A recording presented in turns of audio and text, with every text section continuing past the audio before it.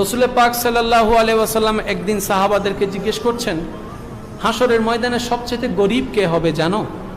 সাহাবায়ে কেরাম বললেন, ইয়া রাসূলুল্লাহ, আমাদের তো জানা নাই, আল্লাহ এবং রসুলই ভালো জানে। তখন নবী বললেন, হে আমার সাহাবারা শুনো, হাসরের ময়দানে সবচাইতে ক্ষতিগ্রস্ত, সবচাইতে গরিব সেই বান্দাটাই হবে যার আমলে নামাজ থাকবে, যার আমলে রোজা থাকবে, যার আমলে হজ থাকবে, যার আমলে সদকা থাকবে, যার আমলে নেক আমল অনেকগুলা থাকবে, কিন্তু সে দুনিয়াতে হয়তো কারো সম্পদ নষ্ট করেছে, কিংবা কারো হক মেরে খেয়েছে, কিংবা কারো উপর জুলুম করেছে, কিংবা কারো জায়গা দখল করেছে, কিংবা কারো উপর অত্যাচার করেছে, কিংবা কাউকে মনে আঘাত দিয়েছে, কাউকে অপমান করেছে, কাউকে বকা দিয়েছে অন্যায়ভাবে, কারো সম্পদ হরণ করেছে, কারো জায়গার দলিল